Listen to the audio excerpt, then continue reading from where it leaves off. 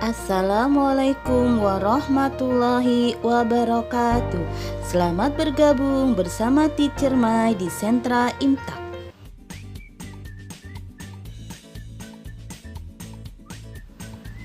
Good morning students. How are you today?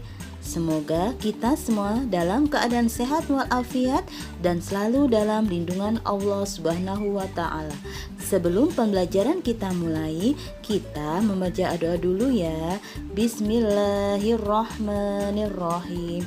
In the name of Allah, the most beneficent and the most merciful.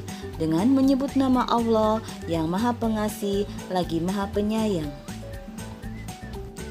Student, hari ini kita akan belajar tentang Al-Quran Hadis, isi kandungan surat Al-Asr, Akidah Akhlak, Asmaul Husna Asy-Syomat, dan fikih ketentuan menjadi makmum. Pertama, kita akan belajar tentang surat Al-Asr. Surat Al-Asr adalah surat yang ke-103 di dalam Al-Quran.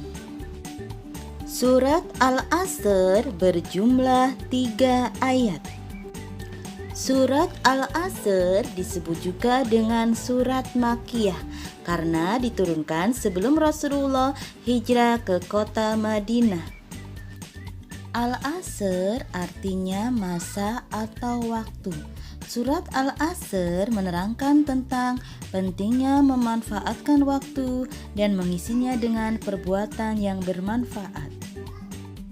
Untuk lebih mempermudah students menghafal, Teacher Mai punya lagunya. Nadanya naik becak. Dengarkan ya. Surat Al-Asr itu artinya demi masa. Ayatnya ada 3, nomor ke-103 menjelaskan tentang memanfaatkan waktu dan mengisinya dengan hal yang bermanfaat. Sekarang kita dengarkan bersama-sama bunyi dari surat Al-Asr. أعوذ بالله من الشيطان الرجيم بسم الله الرحمن الرحيم والعصر إن الإنسان لفي خسر إلا الذين آمنوا وعملوا الصالحات وتواصوا بالحق وتواصوا بالصبر صدق الله العظيم. Tadi kita sudah mendengarkan bunyi dari surat Al-Asr. Surat Al-Asr mempunyai makna yang pertama yaitu waktu sangat penting. Oleh karena itu, kita harus bisa memanfaatkan waktu yang kita punya dengan hal-hal yang bermanfaat. Yang kedua adalah manusia benar-benar merugi, yaitu manusia yang tidak bisa memanfaatkan waktunya. Sedangkan orang yang tidak merugi adalah orang-orang yang satu, orang yang beriman. Yang kedua adalah orang yang beramal saleh. Yang ketiga, orang yang menasehati dalam kebenaran. Yang keempat adalah orang yang menasehati dalam kesabaran. Dan yang kelima adalah orang yang disiplin waktu untuk melakukan kebaikan. Alhamdulillah, materi kita Al-Quran Hadis selesai. Kita lanjut akidah akhlak, yaitu Asmaul Husna Asy-Syomat. Apa itu Asy-Syomat? Asy-Syomat artinya Allah yang maha tempat meminta. Semua makhluk bergantung kepada Allah. Semua makhluk membutuhkan Allah. Kita meminta kepada Allah dengan cara berdoa. Kita tidak boleh berdoa kepada selain Allah. Berdoa kepada selain Allah termasuk perbuatan syirik, dan syirik adalah dosa besar. Syirik artinya menyekutukan Allah. Allah menguasai alam semesta. Kita berdoa dan meminta hanya kepada Allah. Allah akan mengabulkan doa-doa hambanya yang baik. Jika student mempunyai keinginan, mempunyai cita-cita, maka berdoa dan mintalah hanya kepada Allah.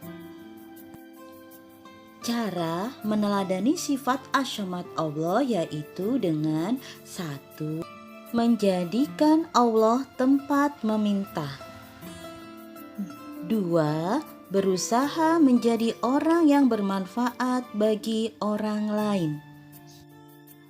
Dan yang ketiga adalah berusaha membantu teman di rumah maupun di sekolah dengan tenaga, pikiran, dan tutur kata yang baik.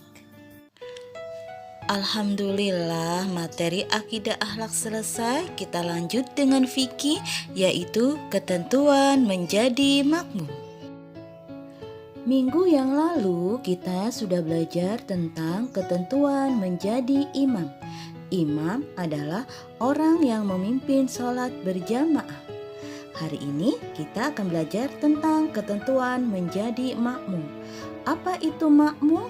Makmum adalah orang yang mengikuti sholat berjamaah di belakang imam. Seorang makmum tidak sah mengikuti imam yang mempunyai ciri sebagai berikut. 1. Orang yang belum balik atau dewasa. 2. Orang yang bacaannya tidak benar atau tidak fasih. Yang ketiga, orang yang tidak bisa menjaga kebersihan. Yang keempat, orang yang tidak mengetahui syarat dan rukun sholat. Yang kelima, orang yang meminta bayaran sebagai imam. Dan yang keenam adalah orang yang murtad. Murtad adalah orang yang keluar dari agama Islam. Sikap makmum dalam sholat berjamaah harus memperhatikan hal-hal sebagai berikut.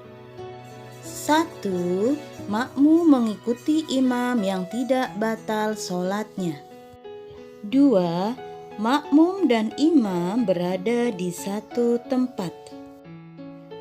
3. Makmum berniat mengikuti imam. 4. Makmum harus mengikuti gerakan imam. Yang kelima, makmum harus berdiri di belakang imam. Yang keenam, jamaah laki-laki tidak boleh mengikuti imam perempuan. Cara menegur imam yang salah atau lupa adalah dengan cara makmum laki-laki mengucapkan subhanallah. Sedangkan untuk jamaah perempuan, jika imam lupa atau salah, mengingatkannya dengan cara menepuk tangannya sendiri sekali.